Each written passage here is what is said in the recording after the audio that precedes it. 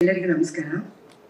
ತುಂಬಾ ಖುಷಿ ಆಗ್ತಿದೆ ನಮ್ಮ ಮಾಧ್ಯಮದಲ್ಲಿ ಎಲ್ಲಾನು ಇಷ್ಟು ಜನನು ಒಟ್ಟಿಗೆ ನೋಡಿ. ಇವತ್ತಂತೂ ನಮ್ಮನ್ನ ಇಂಟರ್ವ್ಯೂ ಮಾಡಕ್ ಬಂದಾಗ ಒಬ್ರು ಇಬ್ರು ಕಾಣಿಸ್ಕೋತಾರೆ. ಇವತ್ತು ನಿಜವಾಗ್ಲೂ ನನಗೆ ಎಲ್ಲಿ ಮಿಸ್ ಆದ್ರೆ ನನ್ಗೆ ಲಾಸ್ ಆಗ್ತಿತ್ತು ಅನ್ಸುತ್ತೆ. ನಿಮ್ಮನ್ನೆಲ್ಲ ಒಟ್ಟಿಗೆ ತುಂಬಾನೇ ಸಂತೋಷ ಆಗ್ತಿದೆ ನನಗೆ.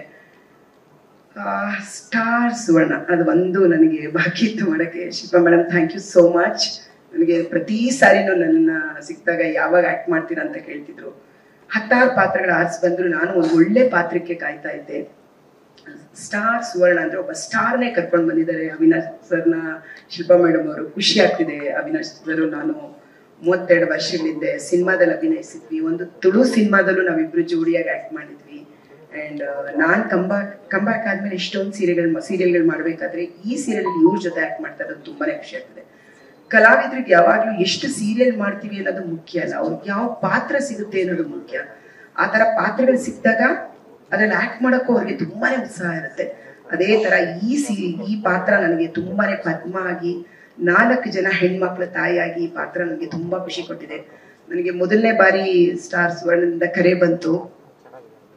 ನಾನು ಮೊದಲು ಕೇಳಿದ ಪ್ರಶ್ನೆ ಅವ್ರಿಗೆ, ಕತೆ ನಂದು ಪಾತ್ರ ಚೆನ್ನಾಗಿದೆಯಾ ಹೇಳಿ, ಕತೆ ಚೆನ್ನಾಗಿದೆಯಾ ಹೇಳಿ ಮಾಡ್ತೀನಿ ಅಂತ. ಅವಾಗ ರೇಖಾ ಮಾಮ್ ಕರೆದು ಕತೆ ಹೇಳಿದ್ರು. ತುಂಬಾ ಇಷ್ಟ ಆಯ್ತು. ಕಲಾವಿದ್ರಿಗೆ ಯಾವಾಗ್ಲೂ ಅದು ಹಸಿವಿರುತ್ತೆ, ಅದು ತೀರೋದೇ ಇಲ್ಲ. ಅದ್ರಲ್ಲಿ ಮಾಡ್ತಿದ್ರಲ್ಲ ಸಾಕಲ್ವಾ ಇನ್ನೇನು ಅಂತಾರೆ. No, never. ಡೆತ್ ಆಗೋವರೆಗೂ, ಕೊನೆ ದಿನದವರೆಗೂ ಬಣ್ಣ ಹಚ್ಬೇಕು ಅನ್ನೋ ಕನಸು ಯಾವಾಗ್ಲೂ ಇರುತ್ತೆ. ನಾನು ಅಮ್ಮ ಮಧ್ಯಾಹ್ನ ಕೂತ್ಕೊಂಡ್ರೆ ಹಳೇ ಕಾಲದ ಕತೆಗಳೇ ತುಂಬಾ ಮಾತಾಡ್ಕೋತಾ ಇರ್ತೀವಿ. ಅವಾಗ ಹೇಗಿತ್ತು ನಮ್ ಜರ್ನಿ, ಹೇಗಿತ್ತು, ಎಷ್ಟು ಚೆನ್ನಾಗಿತ್ತು, ನಿಮಗೆಲ್ಲ ಇದೆ, ಯಾಕೆ ಅಭಿನಯಿಸ್ತೀರಾ ಅಂತಾರೆ. ಹೊಟ್ಟೆ ಇವತ್ತು ಊಟ ಮಾಡಿದೀನಿ ಅಂದ ತಕ್ಷಣ ನಾಳೆ ನಾವು ಊಟ ಮಾಡಲ್ವಾ? ಮಾಡೇ ಮಾಡ್ತೀವಿ, ನಾಳೆ ಊಟ ಅಲ್ವಾ? ಹಾಗೆ ಇದು ಹಸು ಕಲಾವಿದರಿಗೆ ತೀರೋದೇ ಇಲ್ಲ. ಇನ್ನೊಂದು ಪಾತ್ರ ಮಾಡೋಣ, ಇನ್ಯಾವ್ದಾರು ಒಂದು ಪಾತ್ರ ಮಾಡೋಣ ಅನಿಸ್ತಾ ಇರುತ್ತೆ. ಸೊ ತುಂಬಾನೇ ಖುಷಿ ಆಗ್ತಿದೆ. ಸ್ಟಾರ್ ಸುವರ್ಣದಲ್ಲಿ ಒಂದು ಒಳ್ಳೆ ಪಾತ್ರ, ನನಗೆ ನನ್ನ ಕನಸಿನ ಪಾತ್ರ. ನಾನು ಏನ್ ಅನ್ಕೋತೀನಿ ಆ ಪಾತ್ರ ಸಿಕ್ಕಿದೆ ನನಗೆ. ನನಗೆ ನಿಜ ಜೀವನದಲ್ಲಿ 2 ಹೆಣ್ಮಕ್ಳು, ಇಲ್ಲಿ 4 ಜನ ಹೆಣ್ಮಕ್ಳು. ಬಟ್ ಈ ಪಾತ್ರದಲ್ಲಿ ನಾನು ಅಭಿನಯಿಸ್ಬೇಕಾದ್ರೆ ಪ್ರತಿ ಕ್ಷಣನು ನನಗೆ ನನ್ನ ಮಕ್ಳಿಗೆ ಏನ್ ಹೇಳ್ತಾರೆ, ಅಯ್ಯೋ ಬಂದ್ರೆ ಲೇಟ್ ಆಯ್ತು, ಎಷ್ಟೊತ್ತು ರೆಡಿ ಆಗ್ತೀರಾ, ಆ ಒಂದ್ ದಿನದ ಡೈಲಾಗು ನನಗೆ ಇವ್ರಿಗೆಲ್ಲ ಹೇಳುವಾಗ ನೆನಪಾಗ್ತಿರುತ್ತೆ. ಆಮೇಲೆ ಬೈಯೋದಿರ್ಬೋದು, ಏನ್ ಕಿರ್ಚ್ಕೋತೀರಾ, ನಿಮಗ್ ಬುದ್ಧಿ, ಎಲ್ಲಾ ಶಬ್ದಗಳು. ಆಮೇಲೆ ಬಟ್ಟೆಯಿಂದ ಇದೇನ್ ಬಟ್ಟೆ ಅಂತ ಹಾಕೊಂಡಿದ್ಯಾ, ಒಳ್ಳೆ ಜಾಲರ ಇದ್ದಂಗಿದೆ ನೋಡಕ್ಕೆ ಅಂತ ಏನ್ ನನ್ ಮಕ್ಳಿಗೆ ಹೇಳ್ತೀನೋ ಆ ತರನೇ ಇಲ್ಲೂ ಆಗ್ತಾ ಇರುತ್ತೆ. ಒಂದು ಕುಟುಂಬ ಆಗಿದೀವಿ ನಾವು ತುಂಬಾ ಅದ್ಭುತವಾಗಿ. ಇಡೀ ಒಂದು ನಮ್ ಡೈರೆಕ್ಟರ್ ಸರ್ಗೆ ಹೇಳ್ಬೇಕಂದ್ರೆ, ನಾನು ಮೊದಲನೇ ದಿನ ಹೋದಾಗ ಏನ್ ಮಾಡ್ತಾರೋ ಏನೋ, ನಾವು ಪ್ರತಿದಿನ ನಾವು ಎಷ್ಟೇ ಅಭಿನಯಿಸಿರ್ಲಿ, ನಟಿ ಆಗಿರ್ಲಿ, ಯಾರೇ ಆರ್ಟಿಸ್ಟ್ ಆದ್ರೂ ಎಲ್ಲೇ ಒಂದು ಮೊದಲನೇ ದಿನ ಬರ್ಬೇಕಂದ್ರೆ ನಮ್ಮಲ್ಲಿ ಒಂದು ಸಣ್ಣ ಭಯ ಇರುತ್ತೆ. ಹೇಗಪ್ಪ ಅಂತ ನಾವು ಅಭಿನಯಿಸಬಹುದು, ಕ್ಯಾಮ್ರಾ ಹೊಸದಲ್ಲ, ಆರ್ಟಿಸ್ಟ್ ಆಗಿ ಹೊಸಬಿಡಲ್ಲ, ಕಲಾವಿದ್ರು ಹೊಸಬಿಡಲ್ಲ. ಬಟ್ ಆ ಭಯ ಇರುತ್ತೆ. ಆ ಭಯ ನಾವು ಹೋಗ್ಲಾಡ್ಸಿದ್ದು ನಮ್ಮ ಅನಿಲ್ ಸರ್. ಇಲ್ಲ, ನನ್ಗೆ ವೆರಿ ಕಂಫರ್ಟಬಲ್ ಡೈಲಾಗ್ ಹೇಳೋಕಾದ್ರೆ. ಯಾಕಂದ್ರೆ ನಾವೆಲ್ಲ ಏನ್ ಮಾಡ್ತೀವಿ, ಕೆಲವು ಡೈಲಾಗ್ ನ ಮತ್ತೆ ಪ್ರಶ್ನೆ ಮಾಡ್ತೀವಿ. ಸೊ ಅದ್ರ ಹಿಂದೆ ಏನಾಯ್ತು, ಯಾಕೆ ನಾನು ಈ ಡೈಲಾಗ್ ಹೇಳ್ತೀನಿ, ಇದ್ರ ಮುಂದೆ ಏನಾಗುತ್ತೆ, ಯಾಕೆ ಇಷ್ಟು ಕಿರ್ಚ್ಕೊಂಡು ಹೇಳಕ್ ಹೇಳ್ತಿದ್ದೀರಾ ನನ್ಗೆ, ಯಾಕೆ? ಅದನ್ನ ನಾನು ಪ್ರತಿ ಸಾರಿ ನಾವು ನಿಂತ್ಕೊಂಡು ಕೇಳುವಾಗ ಅನಿಲ್ ಸರ್ ಪ್ರತಿ ಕ್ಷಣನು ನಮ್ಗೆ ಇದಾಗಿರುತ್ತೆ, ಅದಕ್ಕೆ ನೀವು ಈ ತರ ಹೇಳ್ತಿದ್ದೀರಾ, ಇಲ್ಲ ಮುಂದೆ ಇದು ನಡೆಯುತ್ತೆ, ಅದನ್ನ ಪ್ರತಿ ಕ್ಷಣ ತುಂಬಾ ತಾಳ್ಮೆಯಿಂದ ಹೇಳ್ತಾ ಇದ್ರು. ತುಂಬಾ ಖುಷಿ ಆಯ್ತು ಅವ್ರ ಜೊತೆ ವರ್ಕ್ ಮಾಡಿ. ರೇಖಾ ಮ್ಯಾಮ್ ವೆರಿ ಕಂಫರ್ಟಬಲ್. ನಾವು ಬೇರೆ ಇದಕ್ಕೆಲ್ಲ ಟ್ರಾವೆಲ್ ಮಾಡಿದಾಗೆಲ್ಲ ತುಂಬಾ ಚೆನ್ನಾಗಿ ನೋಡ್ಕೋತಾ ಇದ್ರು. ಅವಿನಾಶ್ ಸರ್ ಜೊತೆ ಆಕ್ಟ್ ಮಾಡ್ತಾ ಇರೋದು ತುಂಬಾನೇ ಖುಷಿ ಆಗ್ತಿದೆ. ಅವಾಗ ಒಟ್ಟಿಗೆ ಆಕ್ಟ್ ಮಾಡಿದ್ವಿ 32 ವರ್ಷದ ಹಿಂದೆ. ಇವಾಗ ಬಂದಾದ್ಮೇಲೆ ತುಂಬಾನೇ ಒಂದು ದೊಡ್ಡ ನಟ ಇವಾಗ ಅವಿನಾಶ್ ಸರ್. ಅವ್ರ ಜೊತೆ ಆಕ್ಟ್ ಮಾಡ್ತಾ ಇರೋದು ನನ್ನ ಸೌಭಾಗ್ಯ ಅನ್ಕೊಂತೀನಿ. ಅವ್ರ ಸೆಟ್ ಅಲ್ಲಿ ಅವ್ರ ಟೈಮಿಂಗ್ಸು, ಅವ್ರ ಡೈಲಾಗ್ ಡೆಲಿವರಿ, ಅವ್ರ ತಾಳ್ಮೆ, ಆಮೇಲೆ ಯಾವತ್ತೂ ನನಗೆ ಅವ್ರ ಸೆಟ್ ಅಲ್ಲಿ ಇವತ್ತಿಷ್ಟು ಬೆಳೆದು ಬಿಟ್ಟಿದ್ದೀನಿ, ದೊಡ್ಡ ನಟ ಆಗಿದ್ದೀನಿ ಅಂತ ನನಗೆ ಅನ್ಸೇ ಇಲ್ಲ. 4 ಅವರು 4 ಆಗಿರ್ತಾರೆ. ಸರ್ ಏನ್ ಹೇಳ್ಕೊಟ್ರು ಕೂಡ ನನಗ್ ಗೊತ್ತು ಅಂತ ಹೇಳಲ್ಲ. ಡೈರೆಕ್ಟ್ ಹೇಳಿದ್ನ ಹೌದಾ ಇದನ್ನ ಮಾಡ್ತೀನಿ ಅಂತಾರೆ. ಡೈರೆಕ್ಟ್ ಒಂದು 3 ಟೇಕ್ ಆದ್ಮೇಲೆ ಇನ್ನೊಂದು ಏನಾದ್ರೂ ಬೇಕು ಅಂದ್ರು ಕೆಲವರನ್ನ ನೋಡಿರ್ತೀವಿ ನಾವು, ನನಗೆ ಗೊತ್ತು ಅನ್ನೋದಿರುತ್ತೆ. ಅವ್ರ ಮುಖ ಭಾವನೆಗಳಲ್ಲಿ ಆ ತರದ್ ಏನೂ ಕಾಣಲ್ಲ. ಅದು ನನಗೆ ತುಂಬಾನೇ ಖುಷಿ ಕೊಟ್ಟಿದೆ. ಯಾವಾಗ್ಲೂ ನಾವು ಆಕ್ಟ್ ಮಾಡ್ಬೇಕಾದ್ರೆ ಸೆಟ್ ಅಲ್ಲಿ ಎಲ್ಲ ಕಲಾವಿದ್ರ ಜೊತೆಯಾಗಿ ಆ ಒಂದು ಬಾಂಧವ್ಯ ಇರಬೇಕು. ಅಭಿನಯಿಸ್ಬೇಕಂದ್ರೆ ಒಬ್ಬರ ಜೊತೆಲಿ ಆ ಒಂದು ಬಾಂಧವ್ಯ ನನ್ಗೆ ಈ ಸೆಟ್ ಅಲ್ಲಿ ಸಿಕ್ಕಿದೆ. ತುಂಬಾ ಚೆನ್ನಾಗಿದೆ. ಕಥೆನೂ ಚೆನ್ನಾಗಿದೆ, ನಮ್ಮ ಪಾತ್ರಗಳು ಚೆನ್ನಾಗಿದೆ.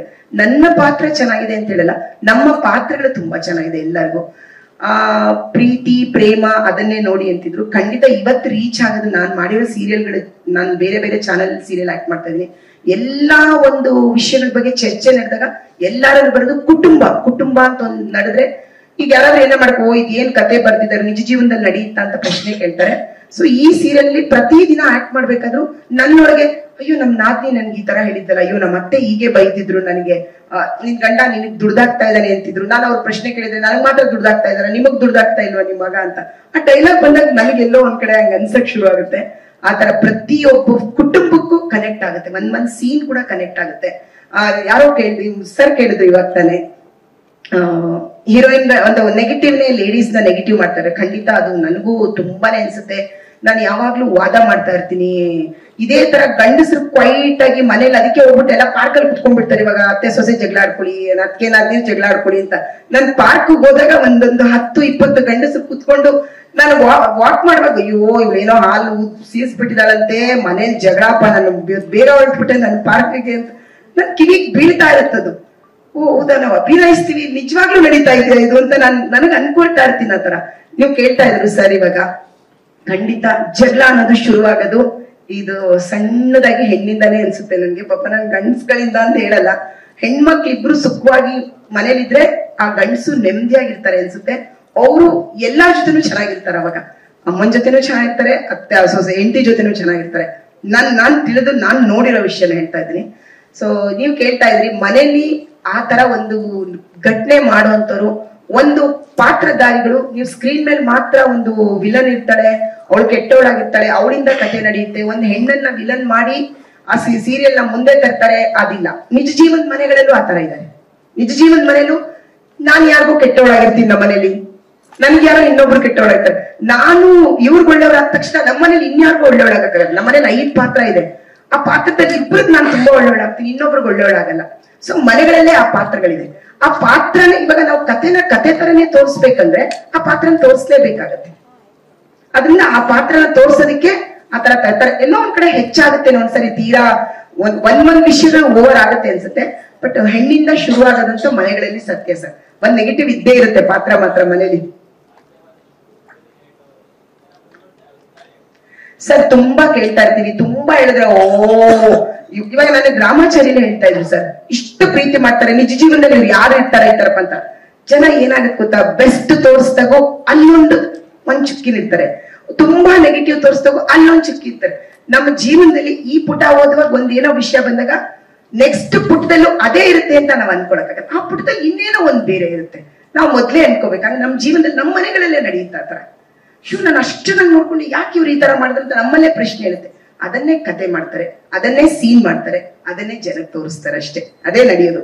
ಅಂದ್ರೆ ಇದು ಸೀರಿಯಲ್ ಟೋಟಲಿ ಪ್ರತಿ ಫ್ಯಾಮಿಲಿ ನಡೆಯುವಂಥದ್ದು. ಮನೇಲಿ ತುಂಬಾ ಇಷ್ಟ ಆಗಿದೆ, ಎಲ್ಲರಿಗೂ ಇದು ಇಷ್ಟ ಆಗುತ್ತೆ. ಎಲ್ಲರನ್ನೂ ಕೇಳ್ಕೊತೀನಿ, ದಯವಿಟ್ಟು ಈ ಸೀರಿಯಲ್ ನ ನೋಡಿ ಆಶೀರ್ವಾದ ಮಾಡಿ ಅಂತ ಕೇಳ್ಕೊತೀನಿ.